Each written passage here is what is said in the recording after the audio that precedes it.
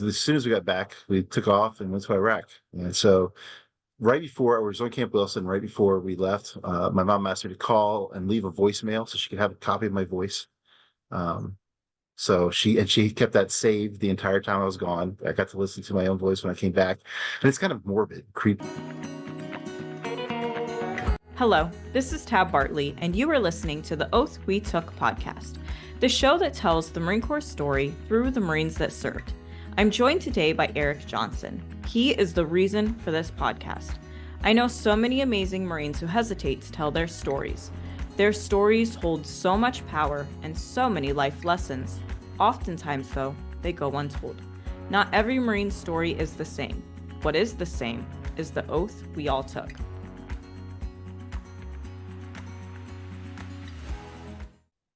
Thank you so much for joining me today, Eric.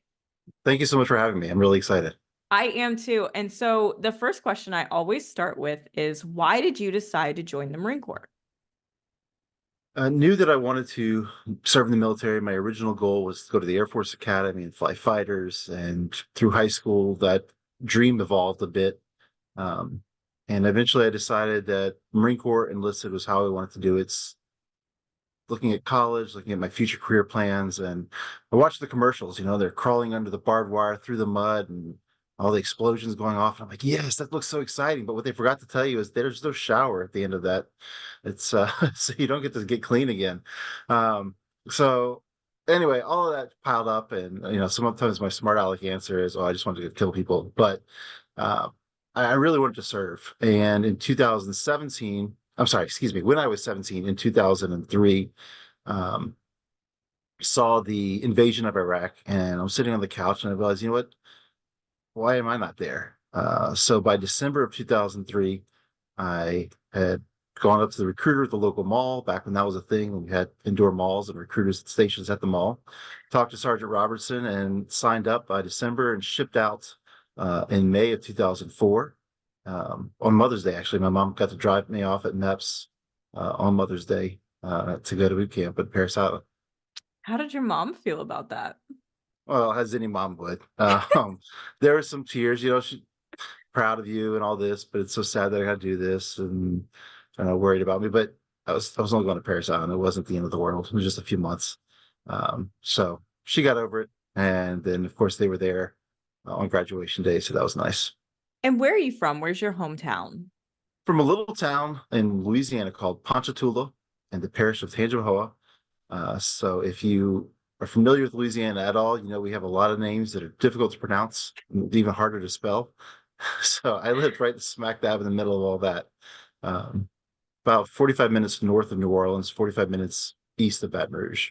Okay. And was military and the Marine Corps something that you knew a lot of people while you were growing up who joined the military or even the Marine Corps, or was that something that was pretty unique? Sort of. So I was in the Young Marine program, which is a youth development program. So I was familiar with the culture a little bit, as much as you can be in a youth program.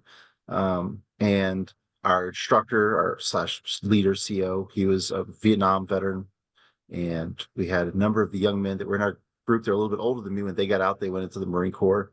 Also, our church, I attended a very small Baptist church, but I believe about 6 of us, and when I say small, I do mean very small, but about 6 of us joined the Marine Corps. And I think when the first one, whose name was Will Donnelly, joined, it kind of sparked the rest of us to pursue career in the military. And so when my turn came and I finally convinced my parents this is something that I wanted to do, sought their blessing, because that was important to me, to have their support, and had pulled the trigger on that.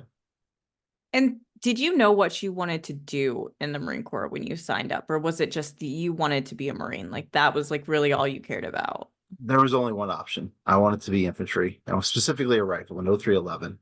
Get to the recruiting station, and because of college and things, I decided I was going to go reserve. And there's a local unit in Baton Rouge, a weapons company with the reserve battalion that I was going to join. And as with the Marine Corps in large, but specifically in the reserves, it's the needs of the Corps and what is available. So I went in wanting to be an 11. He said, "Look, I got 2 options for you. You can be a radioman or you can be a machine gunner." I'm like, I don't want to do either one of those. I want to be, not understanding everything in the Marine Corps. In my mind, a radio man was going to be far from the action. And then when he was anywhere, he's carrying a big old radio and getting shot at because he had an antenna sticking out the back. And a machine gunner, I didn't really understand that, but rifleman, that's all I was fixated on. They convinced me that those were my two options. So I went ahead and picked machine gunner. And I'm so grateful I did. Not that I had a huge option. If I was going to go to that unit, that was it. But loved being a machine gunner. Got to do all the cool stuff a rifleman does, but also Mark 19s and 50 cals and 240s. Ton of fun putting down suppressive fire, and having the government pay for all that ammo was a great time. And I met some great guys. So looking back, very happy to have been infantry machine gunner. And so you were going to college the same time when you were in the reserves and doing that as well. How Yeah, was so how was that? it was good. Most of the guys in the reserves are attending college at the same time. There's somebody that were even attending law school. They already had their degree and they're in law school, but they're still a corporal or whatever the case is, you know. So we wanted to be infantrymen. We wanted to be enlisted, regardless of the fact that a lot of us were going to college. And there's some really smart dudes. There's also some really dumb ones. I'm not going to lie. You find all sorts in the Marine Corps. Balance. That's right.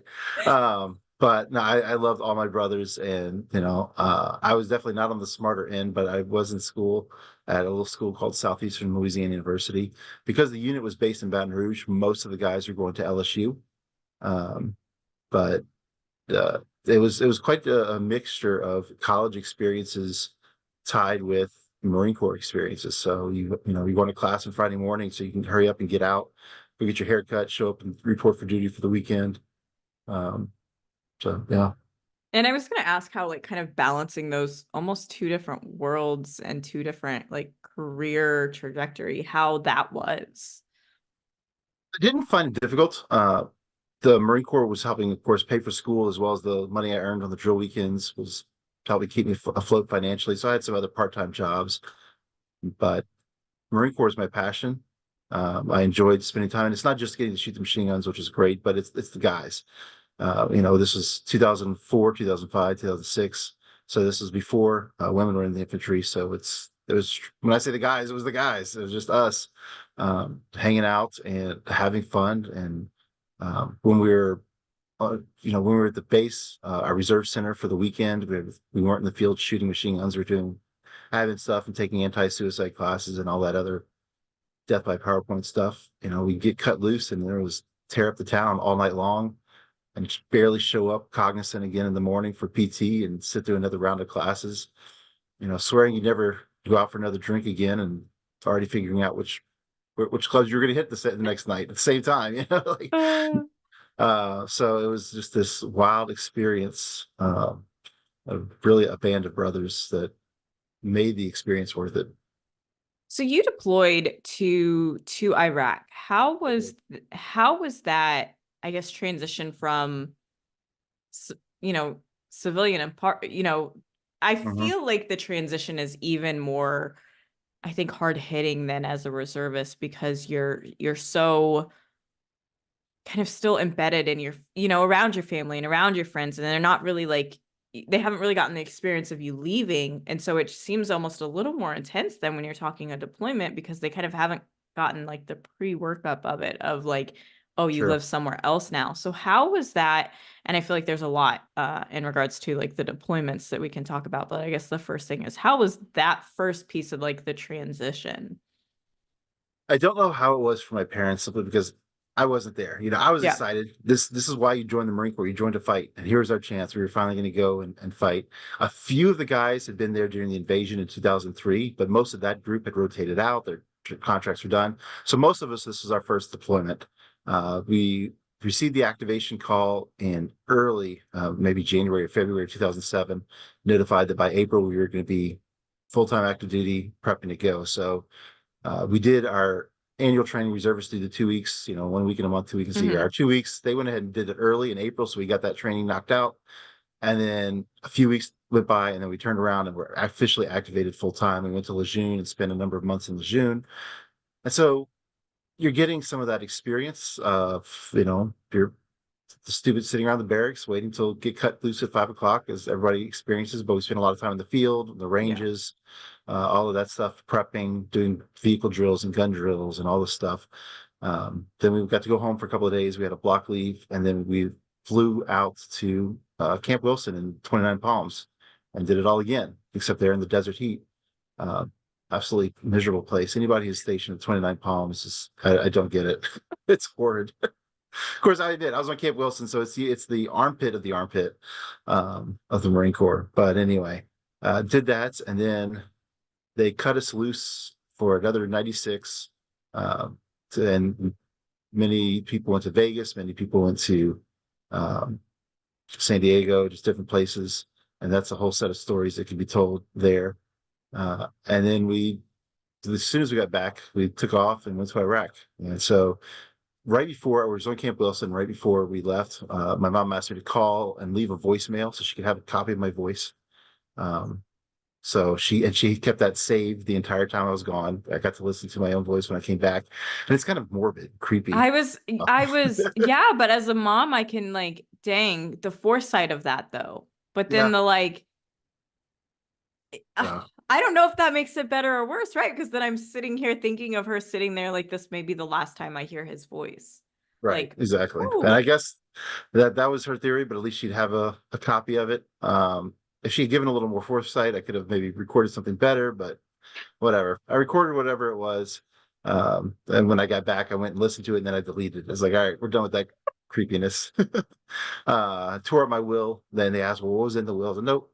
It remained sealed, my letter of instructions, and that's between me and God. Nobody else needs to know what my plans were. I made it back and we're all good.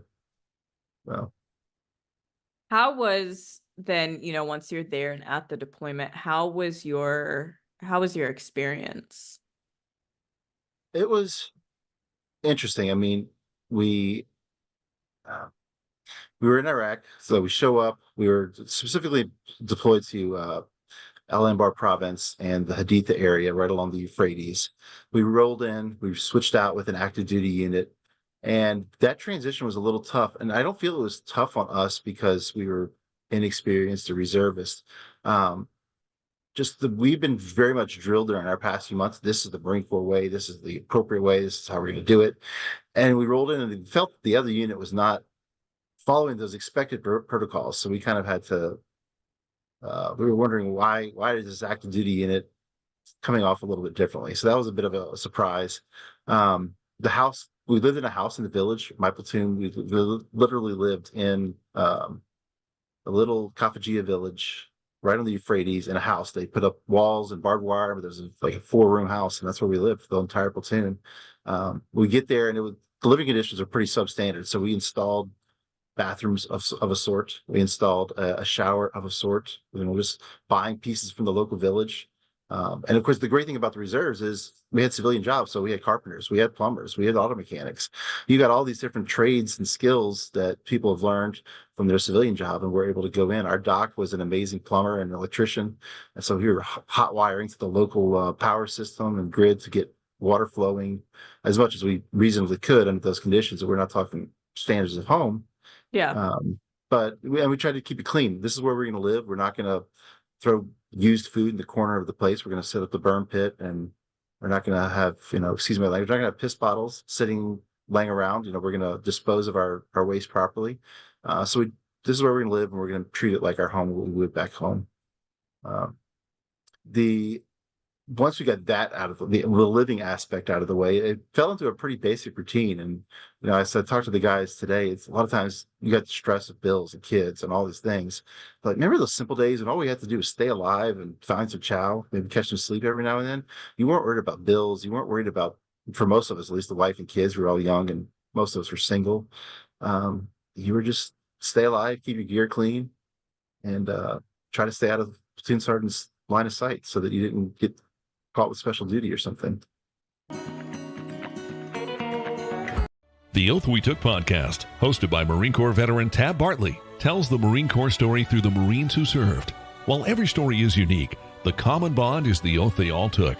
Tune in Mondays at 5 p.m. Eastern on Wreaths Across America Radio to catch these engaging conversations. Tab is also supporting the Military Women's Memorial through her Wreaths Across America sponsorship page. For every veteran's wreath you sponsor at wreathsacrossamerica.org/theoathwetook, $5 will go directly to the Military Women's Memorial, the leading memorial and education center honoring the commitment, contributions, and experiences of servicewomen. Once again, to donate, go to wreathsacrossamerica.org/theoathwetook.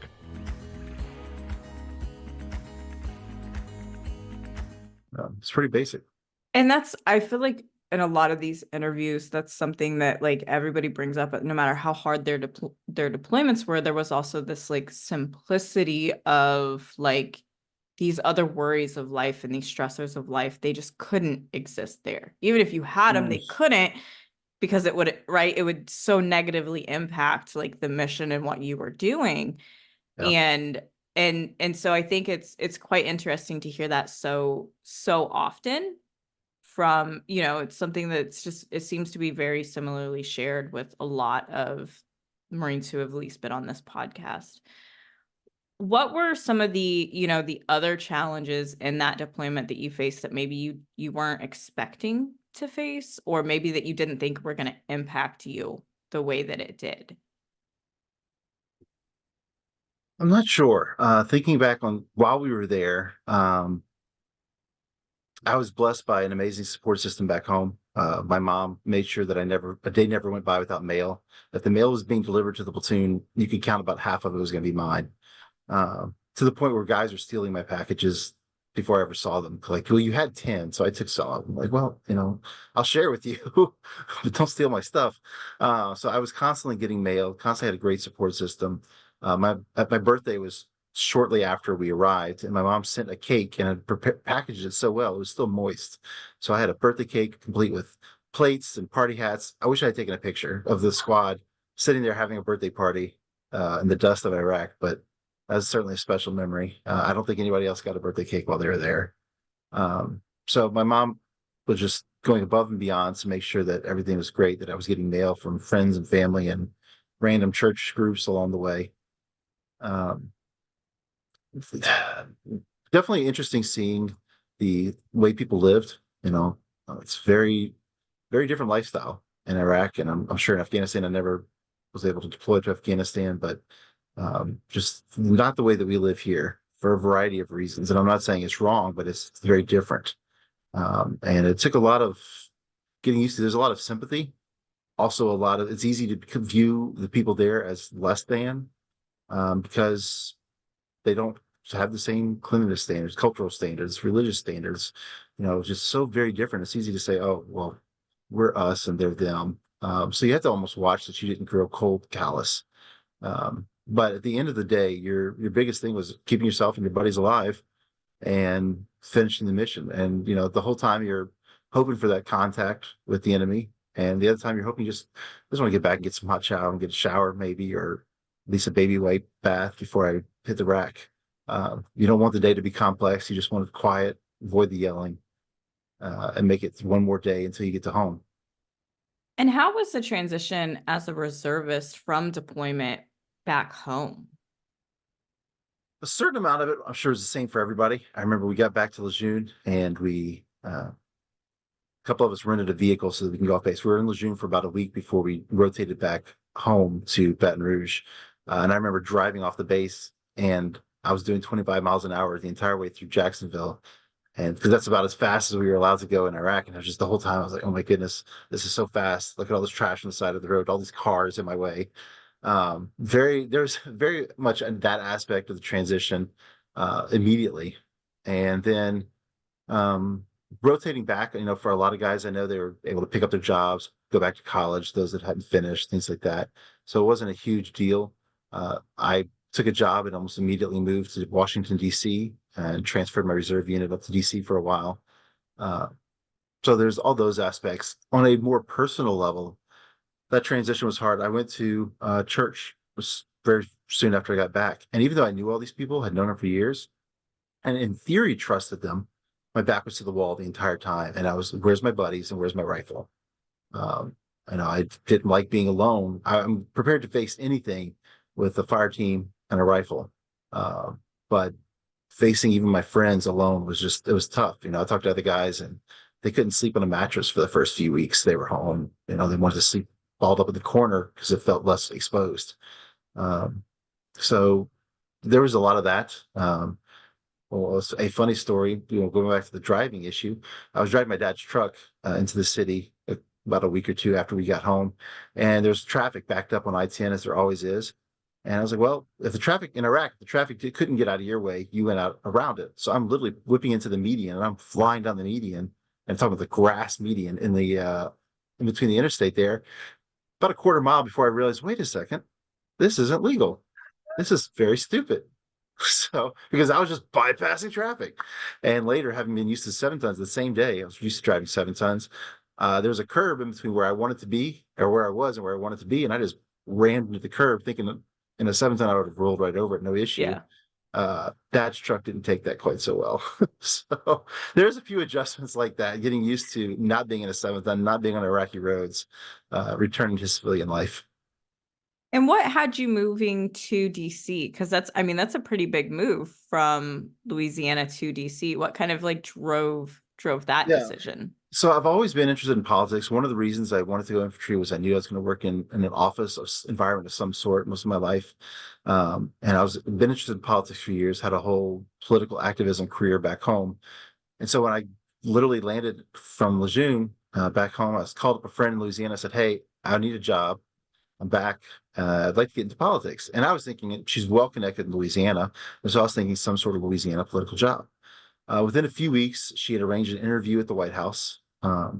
And this was the tail end of the Bush administration. She got me an interview. I got a political appointment at the tail end of the Bush administration at the National Office of Drug Control Policy in DC. So I was working in effect at the White House. And I knew it was going to be a short-term gig, and it's only 6 months, but how could I say no to a chance to work at the White House? So Yeah. I went ahead and packed up, moved out. I was assigned to the 4th Civil Affairs Group in DC for my drilling station status, and spent my time at the White House working there. That is so cool. I just think that's It yeah. was an How do you amazing say no to experience. that? How do you How do say you no say to that? that? The interview went incredibly well. I was interviewed by a retired Army guy, and so we had that thing on, and he knew my friend, so the interview was pretty much a done deal. I had the job before I even knew I was applying for the job, type of thing. Um, and he's selling me on some of the perks, like, yeah, you go to the White House party, and you get to go on Air Force One and do all these things. And I'm like, wait, are you offering me the job? I said, oh yeah, we just got to get this paperwork filled out. You got to fill out the SF-86 and all these other things. But yeah, I got to go in the Oval Office and hang out with President Bush for a few minutes, and I've been on Air Force One, and I've been to multiple parties at the White House. Really neat. One of my favorite things was being able to take people on tours, because after the president leaves the West Wing in the evening, you can take people on tours of the West Wing. So I had sergeants major and colonels and other people were like, hey, I heard you work at the White House. I heard you can give me a tour. And I'm like, yeah. So here I was, just a lowly corporal. I was like, yeah, I can do that. I'll hook you and your family up. So it was a nice little perk. I love that. And when in your career, at what point then did you decide to get out of the reserves, and why, and kind of how did you make that decision? Sure. So a reserve contract is a 6 and 2 usually. So you got 6 years of drilling status and then 2 more years in the IRR. I thought about re-signing up, doing another contract. But there was rumor that our unit was deploying to Afghanistan. When I got done with DC, I was transferred back into the Baton Rouge unit. And so there was a rumor we were deploying to Afghanistan. Our CO was training us like we were. So we were doing a whole lot of humping with a whole lot of heavy gear, because it said, hey, in Iraq, you had a lot of vehicle usage, and where we're going to be going in Afghanistan, you're going to have to hump everything all the time, everywhere. So that's what we were gearing up for. And I wanted to go. But at the end, also, I wanted my weekends back. I wanted my career to get going. I just finished my time at the White House, and I was looking for other equally interesting opportunities, and said, I really want to get out. The presidential administration had changed, and just felt the country was kind of shifting, and I finally decided not to. And I'm glad I did, in the sense that if I'd stayed for the hope of going to Afghanistan, the unit ended up never going. That was pulled from rotation, so I would have signed up for nothing, so to speak. So I'm glad I didn't do that, and I was happy to have my weekends back. I was happy to be able to focus on my life. Looking back, though, I kind of wish I'd stayed. I have some boot camp buddies this year. This is 2024, so we're 20 years from when I went to boot camp. And one of my friends is a master guns, and he just retired.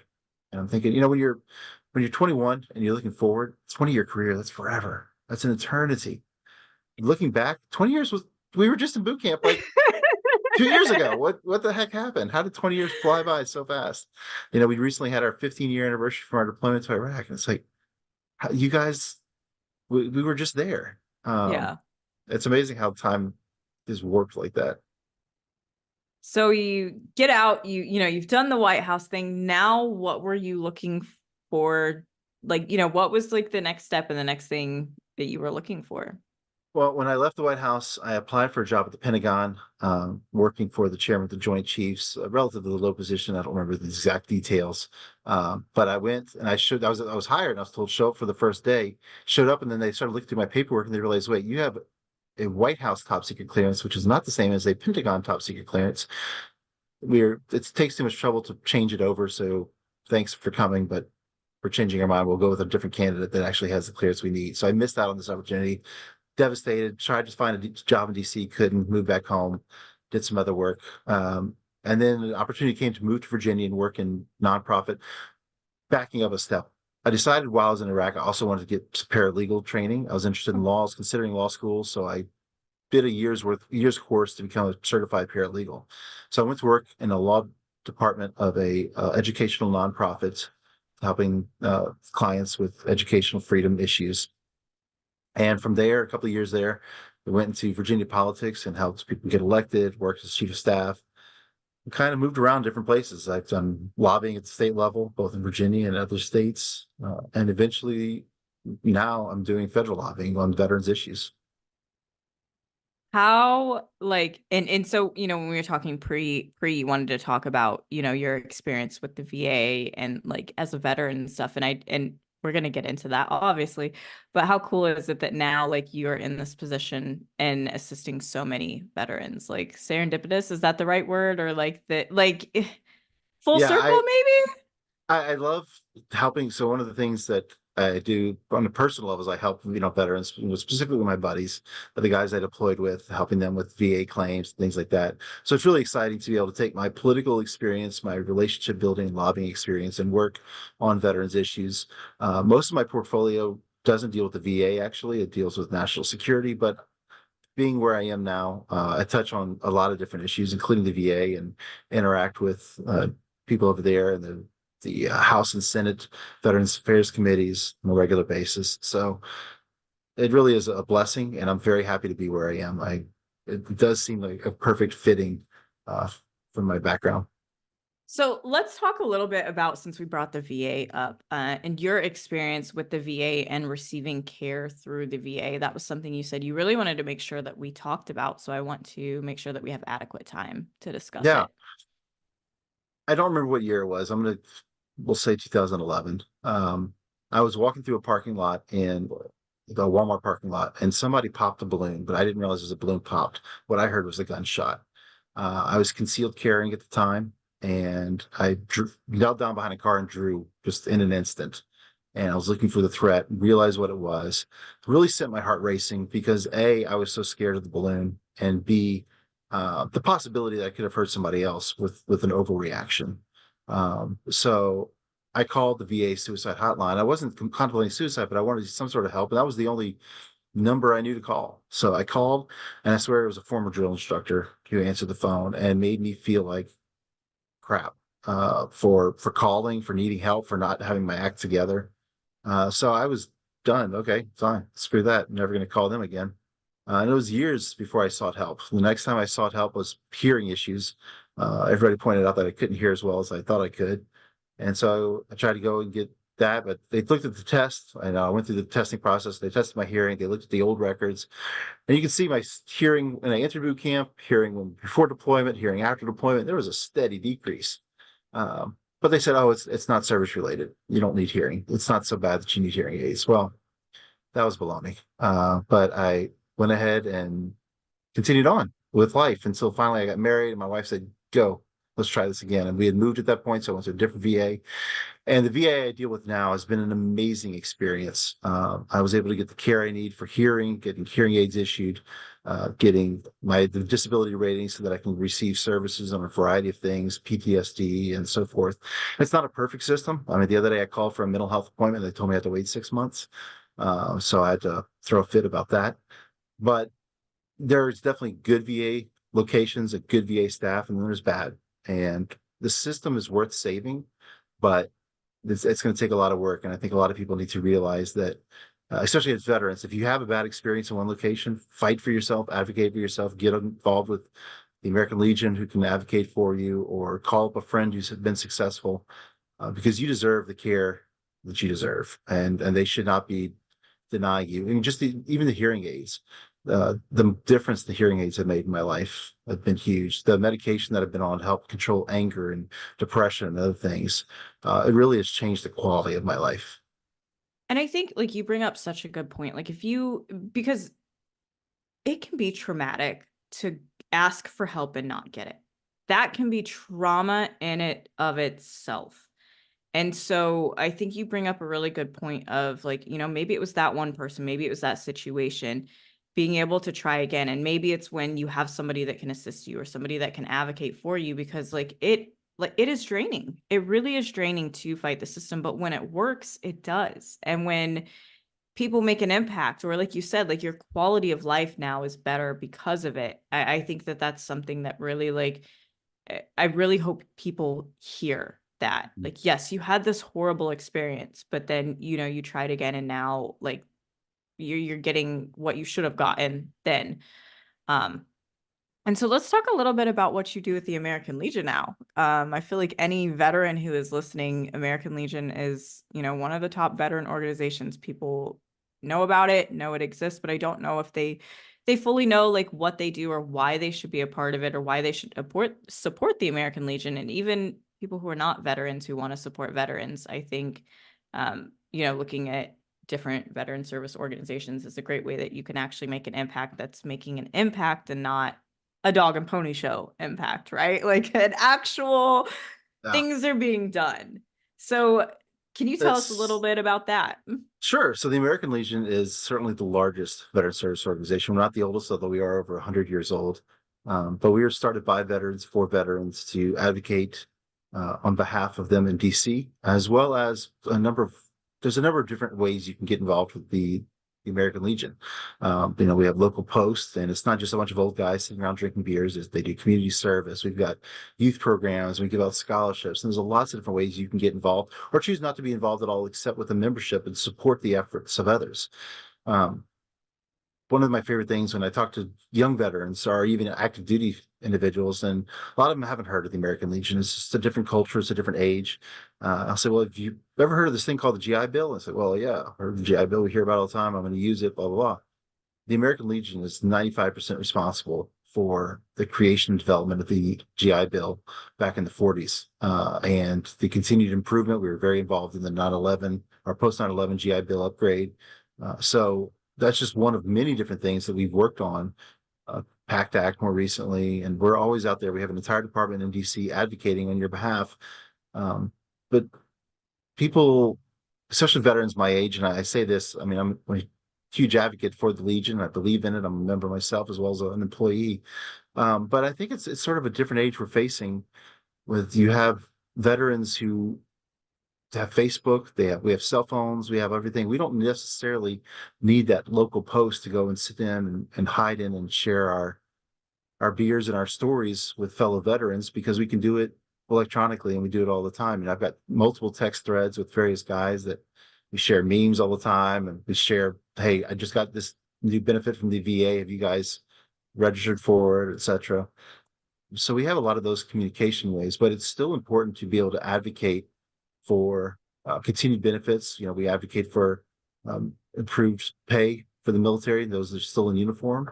The entire mold and quality of life issue in the barracks is something that we work on and pushing for. So even if you're not doing it for the local post reasons, think about it for your fellow brothers and sisters that are still in uniform, and the quality of life issues that you wish could have been fixed. The American Legion's advocating to get those fixed. And I've had conversations with the Commandant of the Marine Corps about this issue. I've spoken with the members of Congress to make sure that we have funding and work with their offices on a regular basis. So the American Legion is out there. And I would encourage you to get involved at whatever level is comparable for you. But at minimum, go online, become a member. It's like $45 a year, and know that you're part of more than 3 million members who are advocating for veterans and for service members. And I think it's cool too, because it's not always just like what legislation is being done. And I think sometimes we miss that. Sometimes it's even just like poking the bear to be like oversight of this or look into this. Or like, I know you guys recently were just talking about, when it came to women and there not being any studies or any data or like all of these things. And it's like, how can we even make an impact or ask for what should be changed when there's nothing backing or none of this? So it's not even always just like pushing for certain legislation or certain, items like Hmm. that. It is legitimately, I think, changing sometimes culture, sometimes thought, sometimes perceptions. It just goes beyond just like this, like Yeah. getting elected officials to vote on this thing. It really does go beyond that.